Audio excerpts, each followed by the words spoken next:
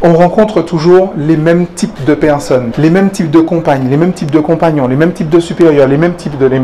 Une fois que c'est arrivé 20 fois dans les 10 dernières années, on commence à se dire, si ça se trouve, c'est pas que les autres qui sont mauvais, c'est pas que les hommes qui sont tous des PN, c'est pas que les femmes qui sont tous des S, c'est pas que... Il doit y avoir autre chose, en fait. Bonsoir à toutes et à tous, merci d'être venus si nombreux à ce Café de l'Amour coaching spécial aller à la recherche du trauma racine pour évidemment sortir de ses blocages et être épanoui dans sa vie. Si vous ne me connaissez pas encore, je suis Bénédicte Anne, votre love coach depuis 2004 et j'accompagne les hommes et les femmes qui souhaitent être heureux en amour à attirer directement la bonne personne. J'ai déjà écrit 4 livres sur le sujet et dans ces cafés, j'essaie de vous proposer des intervenants qui peuvent vous apporter une approche différente. Bien sûr, tout le monde dit la même chose, mais certaines fois, l'approche de quelqu'un vous parle. N'oubliez pas de vous abonner à ma chaîne, vous trouverez le lien ci-dessous, et de télécharger votre cadeau. J'attire mon âme sœur et je la garde près de moi. Vous trouverez le lien ci-dessous aussi. Alors je suis ravie que vous soyez là pour partager avec vous ce secret que j'aurais dû garder mais que je n'ai pas pu m'empêcher de vous proposer, qui est Roméo Cournal, qui a laissé passer sur LinkedIn une formation sur accompagnement du trauma sexuel. Et j'ai dit, c'est à Tunis, j'y vais. J'ai pris l'avion, je suis allée à Tunis. J'ai passé un week-end, beaucoup de sexos, de psychos, de psychiatres, à la fois tunisiens et algériens. C'était très instructif parce que c'est vraiment une autre culture là-bas. Moi, j'avais l'habitude des traumas sexuels français et là, j'ai vraiment découvert que ça pouvait aller beaucoup plus loin. Donc, j'ai kiffé la formation. Je connaissais Roméo depuis au moins, je ne sais plus, et j'ai eu envie, lors d'un de ces brefs passages à Paris, de vous proposer de le rencontrer, mais surtout de le rencontrer à partir de quelque chose de très concret qui est la GLIT, qui est sa grille de lecture. Donc je tiens à vous préciser qu'une fois qu'il aura démarré la partie théorique, il va passer à la partie pratique, vous vous mettrez par deux et vous allez travailler ensemble. Donc si vous avez des enjeux de séduction, je vous conseille de choisir des gens rassurants. Parce que sinon vous allez vous griller, parce que comme vous allez finir en pleurs, c'est peut-être pas une bonne façon de commencer une date. C'est vous qui voyez. Hein. Voilà, je voulais vous prévenir. Donc maintenant, je vous demande de faire une ovation à Roméo Cournal. Voilà. Ça, c'est de la présentation.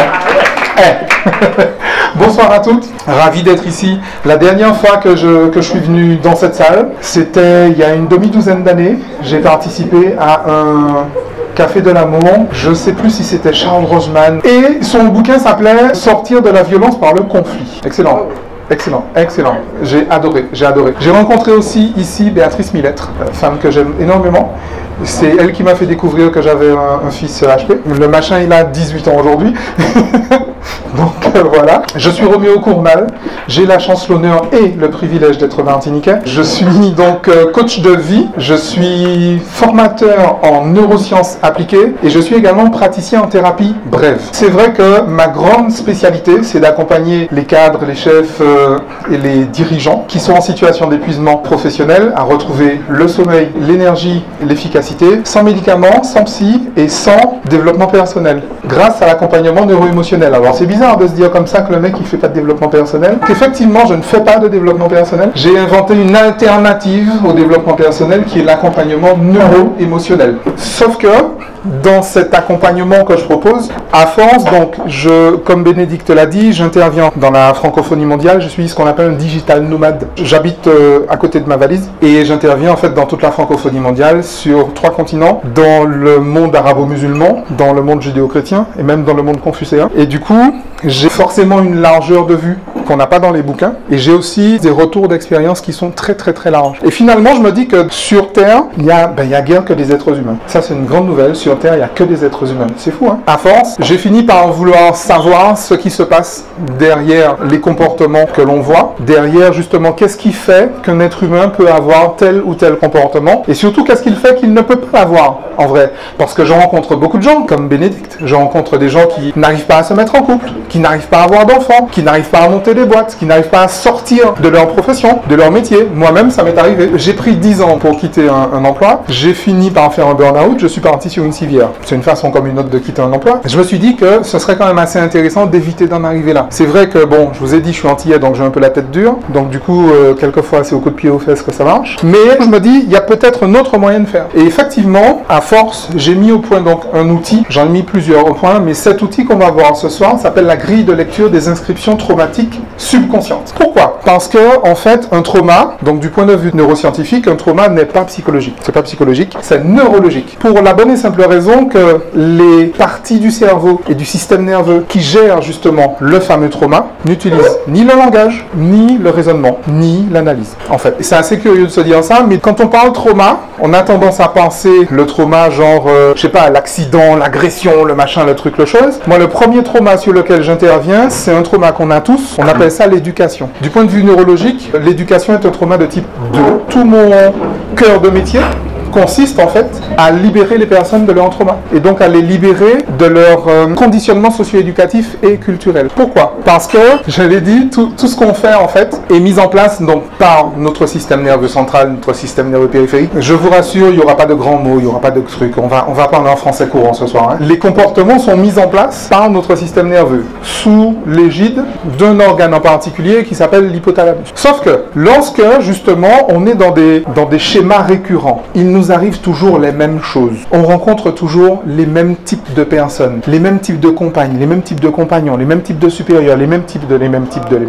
Une fois que c'est arrivé 20 fois dans les 10 dernières années, on commence à se dire, si ça se trouve, c'est pas que les autres qui sont mauvais, c'est pas que les hommes qui sont tous des PN, c'est pas que les femmes qui sont tous des S, c'est pas que. Il doit y avoir autre chose.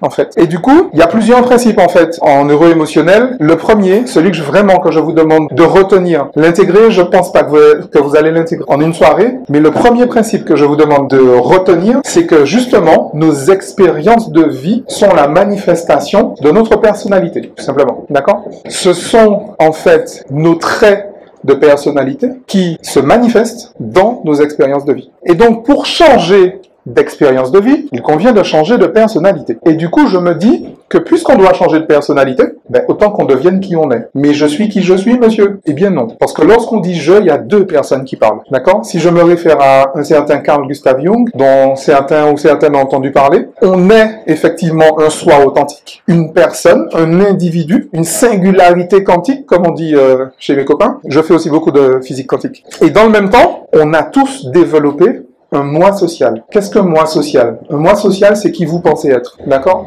C'est le rôle que l'on joue en société. Et on a bien raison de le faire. Je commence déjà à dire ça. On a bien raison de le faire. On a tous créé un personnage fictif, superficiel et suradapté. Et si on ne l'avait pas fait, on ne serait pas là à prendre le pot. Notre cerveau, il a une mission, et une seule. Alors ça aussi, je vous demande de le retenir. Deuxième principe, le cerveau a une seule mission, il n'en a pas deux. Il en a une seule, c'est maintenir en vie le corps dans lequel il se trouve. Le cerveau n'a aucune intention, ni non-intention d'ailleurs, que la personne à l'intérieur du corps soit heureuse. Le cerveau n'a aucune intention, ni non-intention, que la personne à l'intérieur soit en bonne santé. C'est pas son problème, c'est pas son truc. Son truc, c'est la survie biologique. D'ailleurs, si pour la survie biologique, il faut développer un comportement qu'on appelle une pathologie, il va le mettre en place. On est OK. Si pour la survie biologique, s'il faut mettre en place une célibatite chronique, il mettra en place une célibatite chronique, pas un problème. Le cerveau sait gérer la douleur. C'est pas un problème pour lui. Le seul problème qu'a le cerveau, c'est la mort. Et il se trouve que, justement, notre système de croyance, qui a été donc construit par notre éducation, justement, plus des événements spécifiques qui sont des traumas de type 1, des événements qui ont été vécus dans une tonalité émotionnelle extrêmement désagréable. En fait, tout ça crée justement notre moi social. À un moment, on se dit, ouais, mais ça me convient pas, la célibatite aiguë, là, j'aime bien, mais pas trop, ok? J'aimerais bien avoir un enfant, j'aimerais bien trouver le chabelox qui va bien, j'aimerais bien trouver une pantine, n'est-ce pas? C'est à La Réunion qui dit ça. Et en fait, je n'y arrive pas. Donc, il doit bien y avoir un souci en quelque part. Quel est le souci? L'une des grandes différences, justement, entre l'accompagnement neuro-émotionnel et le développement personnel, c'est qu'en fait, on ne va pas chercher quel est le schéma que le cerveau veut répéter. Parce qu'une fois qu'on l'a trouvé, ça nous fait une belle jambe. On ne va pas non plus chercher, finalement, pourquoi il répète ce schéma. Parce qu'en vrai, ça nous fait une deuxième belle jambe. Par contre, on va chercher ce qu'il cherche absolument à éviter. C'est ça le truc. Et je vous rappelle que à ce niveau-là, alors, troisième principe, un cerveau est amoral. Il n'est pas immoral, il est amoral. S'il était immoral, il aurait été moral. Mais il est amoral. Le bien, le mal, je connais pas. La vie, la mort, je connais. Le bien, le mal, je connais pas. Et donc, cette partie, justement, de notre système nerveux qui gère notre survie biologique, son objet, c'est véritablement qu'on continue à respirer, à maintenir les fonctions végétatives, n'est-ce pas? Maintenir la survie biologique. Sauf que on a tous une blessure, on a tous une peur de mourir. D'ailleurs, un cerveau, ça sert à ça, vous avez bien compris. Si le cerveau doit maintenir en vie, il doit forcément entretenir une peur de mourir. Logique. D'ailleurs, c'est pas logique, c'est mécanique. Il y a une blessure qu'on a tous. Il y a une peur qu'on a tous, en tout cas par laquelle on est tous passés. C'est ce qu'on appelle la blessure narcissique. La blessure narcissique, c'est la peur de mourir par manque d'attention. Je sais pas si vous êtes au courant, mais l'espérance de vie d'un enfant sur lequel on ne pose aucun regard est de l'ordre de 48 heures pour les plus costauds, indépendamment de leur état de santé. Donc, en fait, dans les premières années de notre vie, on est tous les jours à 2 jours de mourir. Et comme notre cerveau fonctionne très bien, ben ça fait 40 ans que ça dure, on est encore là. Cette blessure narcissique, en fait, la peur de mourir par manque d'attention, elle vient d'où? Elle vient du fait qu'on a eu la bonne idée de naître dans une civilisation où l'attention que l'on donne aux enfants n'est ni gratuite ni inconditionnelle. Je sais que vous aimez vos enfants. Je parle d'attention, je ne parle pas d'amour, et attention. Je parle d'attention. Je ne parle pas d'amour. La violence est une forme d'attention. D'ailleurs, c'est la plus grande attention qu'on puisse donner à quelqu'un. D'accord? Je parle bien d'attention. Et donc, l'attention que l'on donne aux enfants n'est ni gratuite, ni inconditionnelle. Il y a un prix à payer pour ça. Le prix à payer pour ça, c'est justement le comportement qu'on leur demande de montrer, et surtout le comportement qu'on leur demande de cacher. Ça se résume en 5 injonctions inconscientes. Sois parfait, sois fort, dépêche-toi, fais plaisir, fais des efforts. Sois parfait, sois fort. Si vous voulez, vous allez trouver ça sur le site romeocornal.com. Sois parfait, sois fort, dépêche-toi, fais plaisir, fais des efforts. Il y a des choses à montrer, des choses à cacher. Et donc, du coup, on a développé cette peur de mourir. Donc, je dois montrer un certain comportement, je dois en cacher d'autres, et encore à certains moments, dans certaines conditions, etc. Parce qu'après, ça devient... Et en fait, cette peur de mourir par manque d'attention a développé chez nous une compulsion comportementale qu'on appelle la dépression infantile précoce, la DIP. Cette dépression infantile précoce, c'est ça qui compose justement notre moi social, en vrai. Et si aujourd'hui, il y a un comportement que vous n'arrivez pas à manifester, vous et moi, si en fait, aujourd'hui, il y a un comportement que vous n'arrivez pas à ne pas manifester, c'est parce qu'en fait, le cerveau a appris que si j'ai ce comportement-là, il va m'arriver quelque chose qui, pour moi, est signe de mort. En fait, je prends un exemple un peu simple. J'ai accompagné effectivement une femme qui, depuis 15 ans, a essayé de tout faire pour avoir un enfant. Elle a fait 5 FIV, je crois, 4 fausses couches. Et puis, tout. Mais vraiment tout, hein. C'est en Guyane. Elle a même tenté les sorciers, les marabouts, les machins, les trucs, les choses. Même ça ne marche pas. Parce que rien ne menace l'ordre naturel des choses. Les sorciers le savent, mais ils vous le disent pas. Mais rien ne menace l'ordre naturel des choses. On a fait un boulot ensemble, alors qui a été assez court d'ailleurs, parce que c'était vraiment périphérique à l'atelier que je faisais en Guyane. Et il se trouve qu'elle s'est souvenue de ce fameux trauma racine. Quand elle avait 14 ans, son premier petit copain est décédé, fait à son âme. Et c'est pas tellement ça le souci. C'est que à l'enterrement de ce petit copain, la mère de l'enfant, tellement affectée, en a perdu l'usage de ses jambes. Vous savez, souvent quand vous avez des émotions fortes comme ça, vous pouvez avoir des jambes qui lâchent. D'ailleurs, ça arrive, hein, quand on a peur, on a les jambes qui tremblent. C'est simplement parce que, justement, la coordination psychomotrice commence à lâcher. Sauf qu'elle, ça a vraiment lâché. Comme c'est une femme forte, il fallait 4 personnes pour tenir la dame. Et elle s'est souvenue qu'elle s'est dit, jamais je ne voudrais que ça m'arrive. Jamais. Jamais.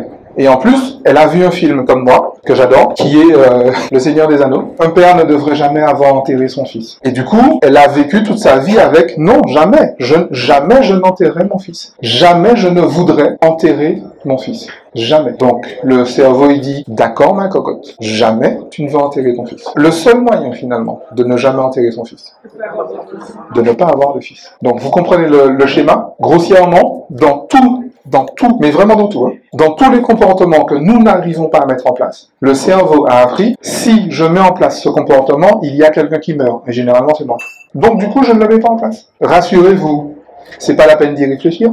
Parce que je vous ai dit que cette partie du cerveau n'utilise pas le raisonnement. Donc vous allez raisonner 120 ans, vous n'allez pas trouver. C'est d'ailleurs pour ça que j'ai inventé la Blitz, la grille de lecture des inscriptions traumatiques subconscientes. Ce qu'il y a de particulier avec cette grille de lecture, c'est précisément qu'il ne faut pas raisonner. C'est pour ça que personne n'arrive à la faire seul, même pas moi. Il faut toujours quelqu'un à côté. Donc là, ce soir, on va travailler en atelier. C'est assez rapide, mais en fait, il y aura donc un A et un B. Vous allez choisir un binôme donc par ordre de feeling. Donc si vous avez des ok, s'il y a des petites affinités visuelles qui commencent à se mettre en place, donc ou vous dites non, surtout pas lui parce qu'il va me voir en pleurer, ou vous dites justement oui, elle, parce qu'elle va voir que je suis un homme sensible. Non mais c'est beau, hein?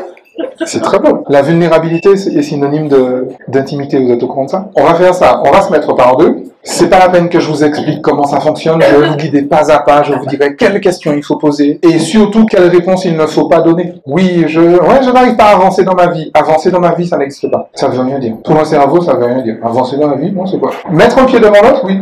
Marcher, oui, ça veut dire quelque chose. Mais réaliser mes projets, quel projet? Je veux voyager où?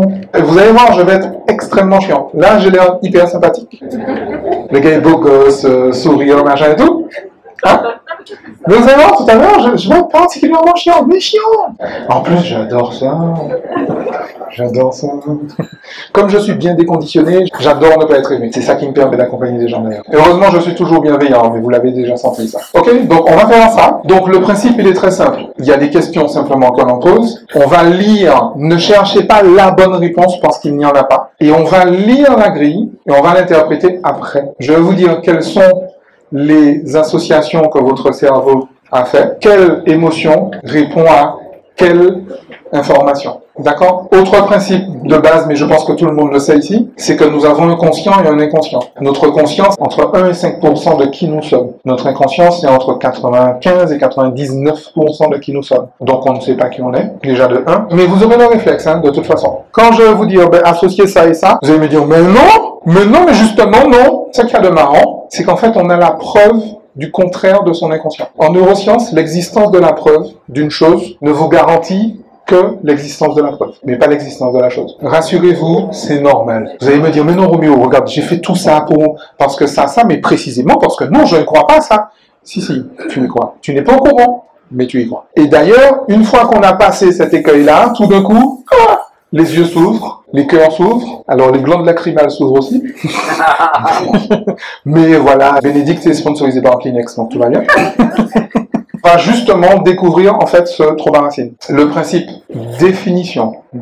Alors je vais vous faire comme à tous mes étudiants. Apprenez par en cœur cette définition-là, pour le coup. Apprenez-la par en cœur. C'est quoi un trauma? Le trauma, c'est la répression de la charge émotionnelle d'une expérience. Un trauma n'est pas un événement. Un trauma n'est pas une expérience. Un trauma, c'est la répression de la charge émotionnelle d'une expérience, la répression de la charge émotionnelle. C'est-à-dire se faire renverser par une voiture, c'est pas un trauma. Se faire violer par son oncle, c'est pas un trauma. Se faire frapper par sa mère, c'est pas un trauma. Le trauma, c'est lorsque je réprime la charge émotionnelle que me génère cette expérience. Il y a des personnes qui ont vécu des choses extrêmement dures, qui ont extériorisé ces charges émotionnelles. Elles ne s'en sont pas fait des traumas. Il y a des personnes qui ont vécu des choses un petit peu plus simples, un petit peu plus légères, genre plus anodines, un déménagement, par exemple, un changement de classe, un changement de lycée. N'importe quoi. Vraiment, un truc tout con. Mais qui s'en sont fait des traumas. Parce qu'elles ont ressenti les choses et elles ne les ont pas exprimées. Elles ne les ont pas extériorisées. D'accord? Donc ce soir, on va s'autoriser à extérioriser. Et comme on est ici dans un groupe bienveillant et qu'en plus il y a des professionnels de l'accompagnement, il n'y a pas que Bénédicte et moi, il y en a d'autres. Donc, si vraiment il y a un besoin, il y a une assistance, on sait faire. D'accord? Donc lâchez-vous et profitez justement de cet espace parce que finalement, je suis certain, je peux parier qu'il y a très peu d'espace dans vos vies où vous avez l'autorisation de tout exprimer, de tout extérioriser. Je vis sur la même planète que vous au même moment, donc je suis au courant. Donc profitez justement pour extérioriser. Laissez-vous bousculer, laissez-vous surprendre. Oui, ah bon, ok. Et sinon, ça rappelle quoi? On est parti? Ah ben c'est parti. Donc, vous choisissez vos binômes, qui fait A, qui fait B. Merci d'avoir assisté à ce Café de l'amour spécial Trauma Racine et à demain pour une nouvelle vidéo.